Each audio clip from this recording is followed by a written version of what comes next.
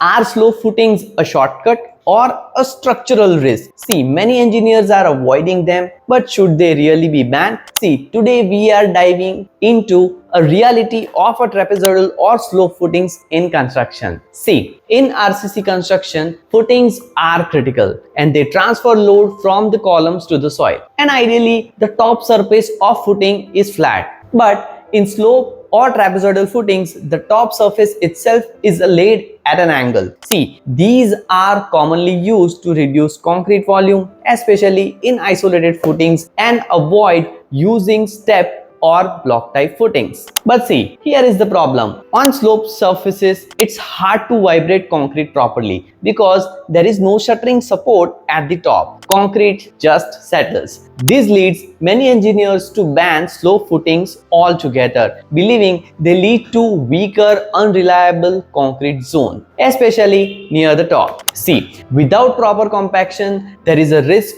of low strength. And step footings, though safer, require more concrete and formwork, increasing the time and cost. So you might think, can slope footings be done right? See, yes, but only if the work is done with care. See, in the absence of vibration, the concrete can be manually tamped and finished using a wooden float or a rod. So this technique slightly reduces the strength at the top, so that can be accounted for by using a concrete grade 5 megapascal or lower for the slope surface. So instead of banning slope footings, a better solution is allow them with proper supervisions. For small projects, increase the concrete grade slightly. At third, adopt low workability mix and place it carefully. 4. Use layers or even cement mortar. Wash if necessary. Now let's talk about some additional design insights. See, here is the structural twist. Literally, see, in flexural design, footing elements are not always loaded purely in compression. When top surfaces are sloped, the force direction may not align with the reinforcement axis.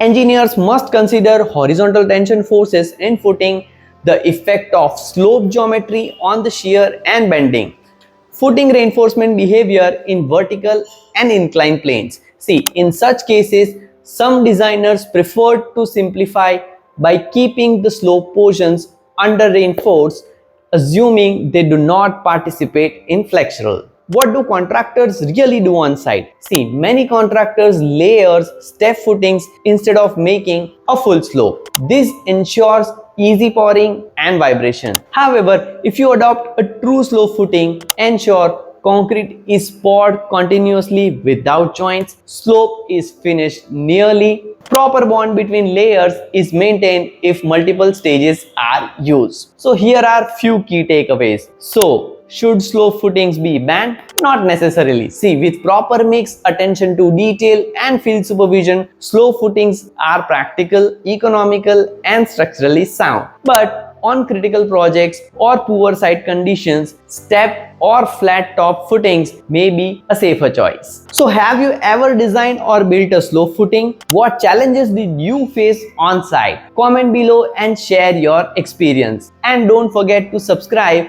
for more real world structural insights. So basically, I have taken this particular topic from LK Jain sir's article. Check out this and let me know your thoughts in the comment.